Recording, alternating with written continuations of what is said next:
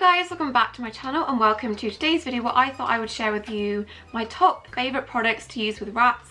I've got a wide variety of different things to mention, including the tray that I use in the base of my cage that I get asked about all the time that is on there, so make sure you stick around to the end of the video to find out more information about that. But I've got a wide range of different products that I think are a staple and I would definitely buy again if I, for whatever reason, lost all of my products. These would be the top 10 things that I would definitely repurchase over and over again if I had to.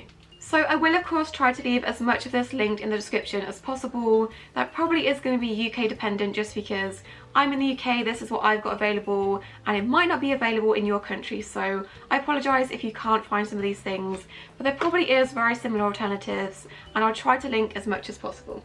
So the first thing is this plastic hide from Savic. I think this is a very big hide, which when you've got very big rats like Crumble, you're going to need bigger hides. I find that most hides targeted at rats on the market tend to be on the smaller side, so something like this is great, especially if you have a larger group and you can fit all of the rats in the group in something like this.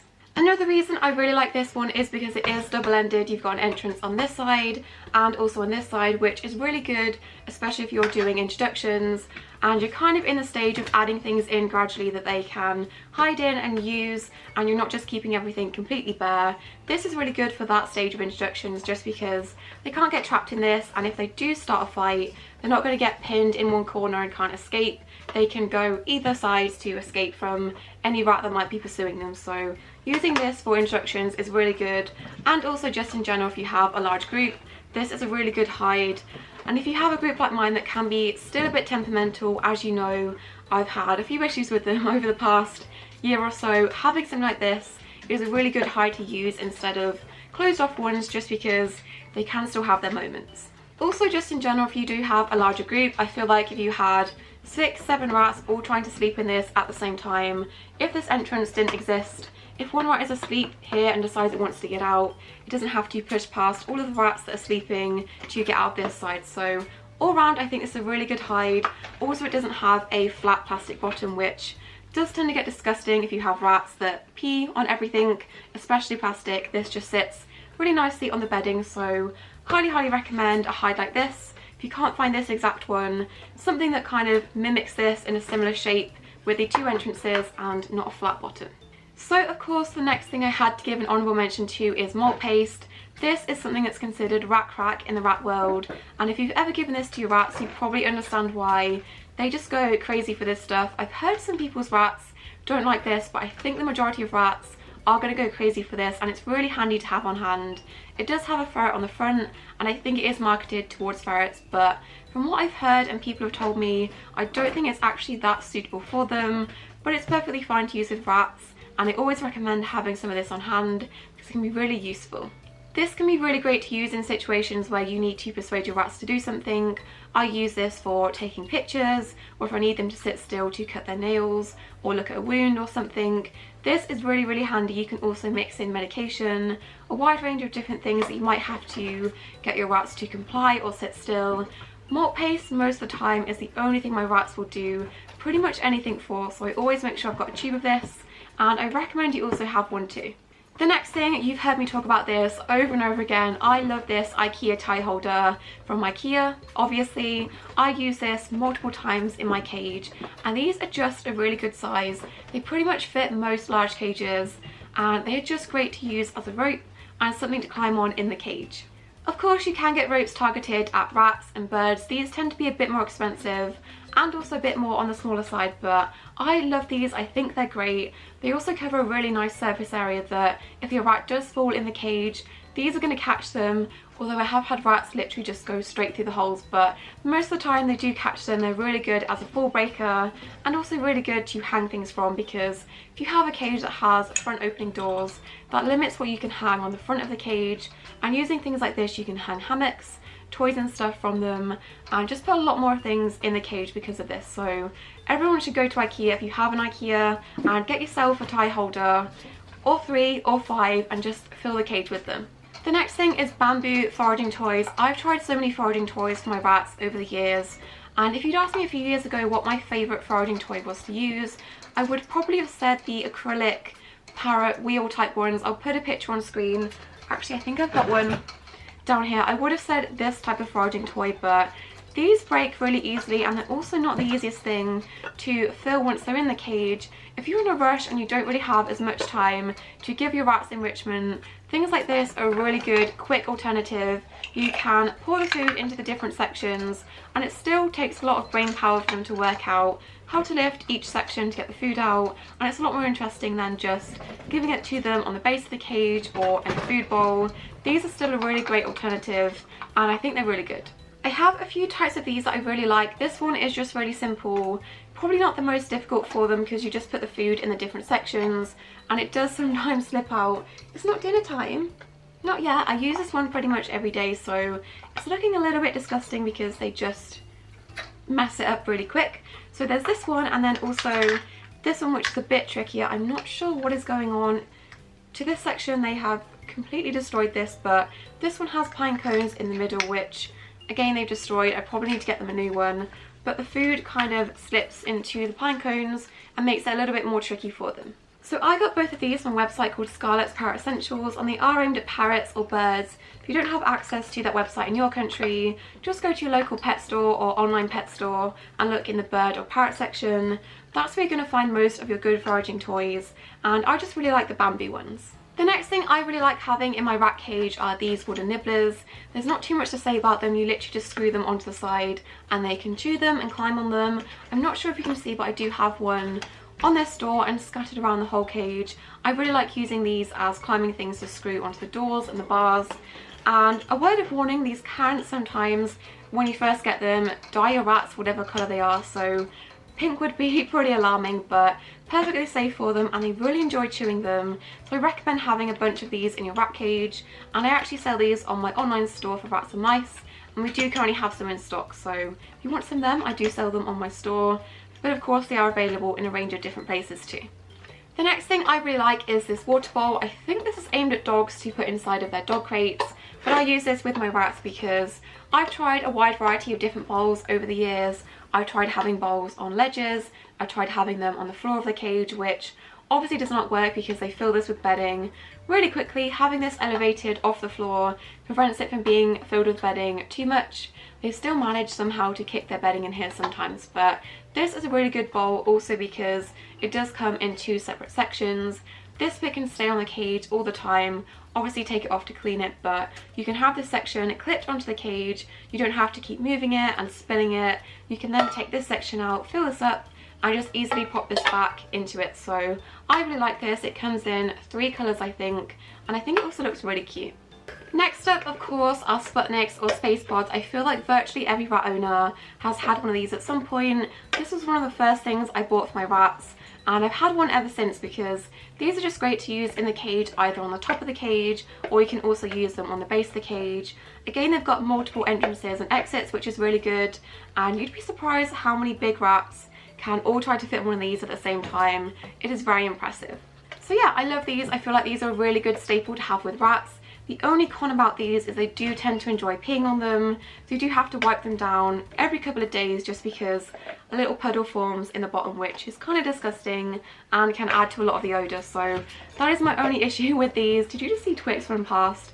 My only issue is the amount of pee that collects in the bottom, but rats are going to be rats, they're going to pee on stuff, and these are still great. The next thing I love using with my rats is hammocks, specifically double hammocks.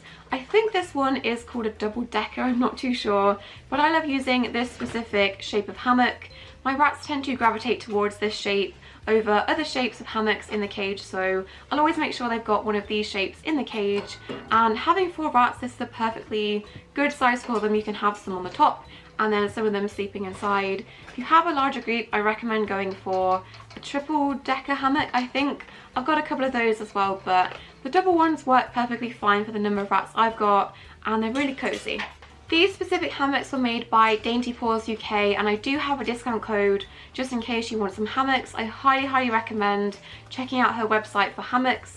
They're such good quality, they're always a really thick material, and the rats always really like them and don't destroy them as quick as other hammocks. So my discount code is on screen and the description, just in case you want to check out her hammocks. or the other products she has on her website. I highly recommend. While I was busy talking to you, Crumble was suspiciously quiet, and I found him with a brand new tube of malt paste trimming the corner off.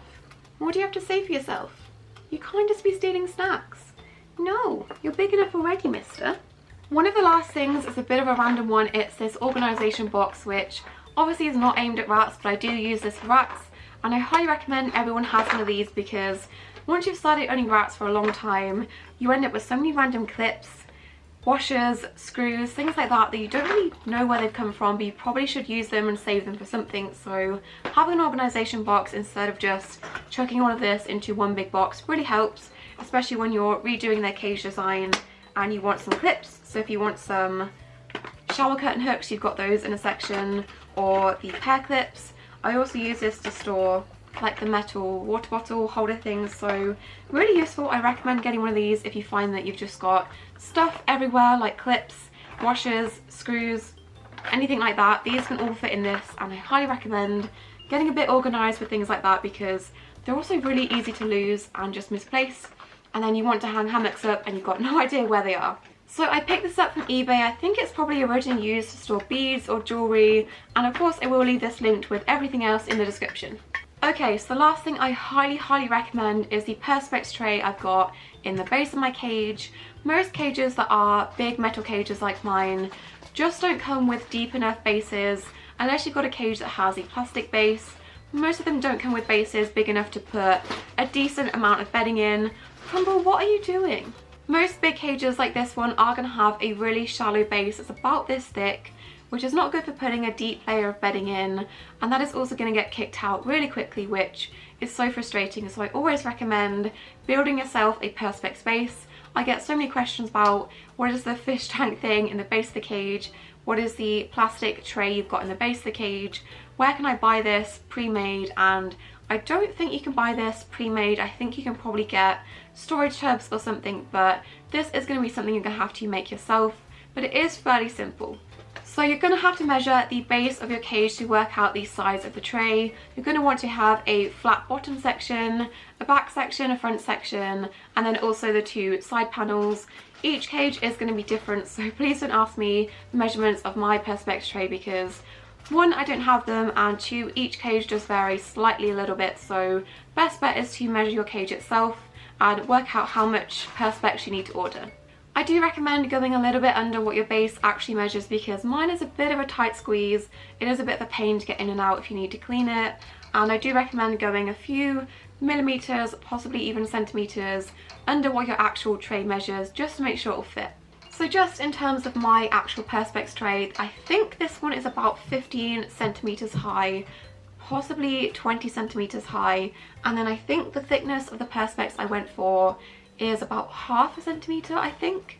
I think if I was to do this again, I would probably go for a deeper base tray. Some people drop their tray all the way down to the floor and have it resting on the floor, which if you're using the right substrate, this can allow your rats to make proper tunnels and burrows, which I think is really cool. I would like to try that in the future if I can, so if you can make it as deep as possible, I recommend doing that, but this is still a big improvement on the tiny base tray the cage comes with. So once you've got your measurements of all of the pieces of the base tray, you're going to want to go to a website like the one I use, which is the Plastic People. Put in all of your separate measurements of perspex sheets you want. They will then cut this to size, send it to you, and you can start assembling it.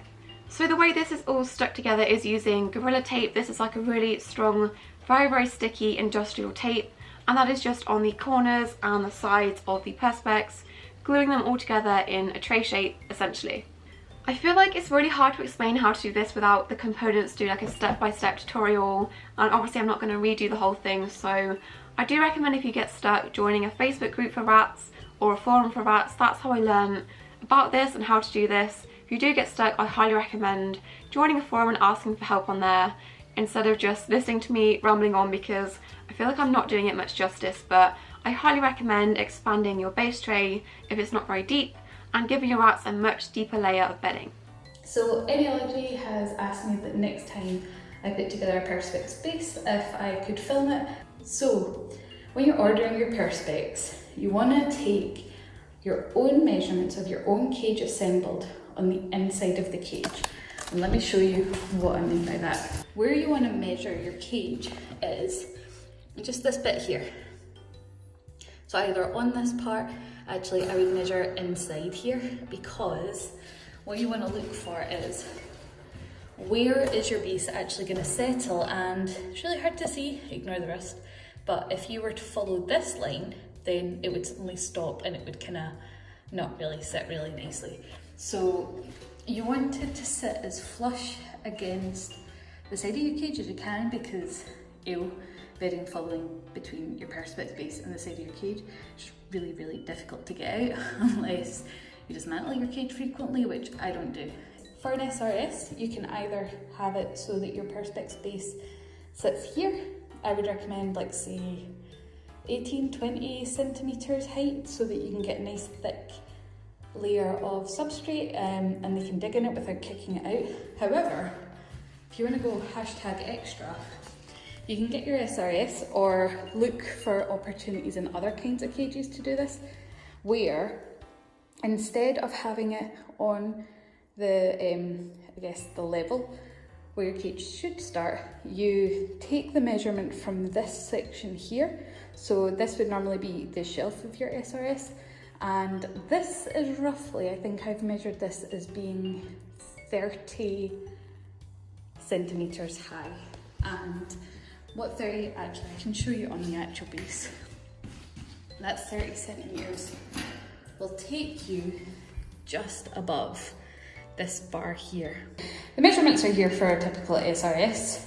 What you want to do, how I choose to do it, is I make my length pieces equal to the length of the base. So these length pieces, or the longest pieces, are going to hit right on these edges here, exactly. And because when you assemble it, you don't want these pieces to be larger than the base, that means that your side pieces need to take into account the thickness of the panels on either side. So what you're doing is you're taking the width and then you're subtracting the thickness of the perspex that you're choosing. You can see that this panel here has got a gap, and that is a 10mm gap. And the reason why you've done that is because when you're assembling it so that it's on the base, and you want these two pieces to, is that they're going to sit together perfectly and form a nice little angled bit, which you'll tape together. I find it easiest to attach sides together, like this. And then, once all the sides are attached, I'll then attach the base, and I'll normally do the two widths first, and then I'll do the length once the widths are holding the base in place. So yeah, those are my top 10 favourite items to use with rats that I would definitely repurchase if I had to over and over again, and I highly recommend these products to you if you have rats or you're thinking of getting rats in the future. I hope you guys enjoyed this video and you found it helpful. Don't forget to subscribe, and I'll see you in my next video. Bye! So as it's the last video of the month, I just wanted to say a big thank you to all of my channel members, both the mouse tier and also the rat tier, whose names are on screen at the moment. I know I've not really had anything exciting to update you with over the past couple of weeks, but that is usually the place where I give you guys exclusive updates, things like new pets, their name reveals, all of that does get released to my channel members before anyone else. So thank you so much for your continued support. Hopefully I'll have something exciting to update you with soon.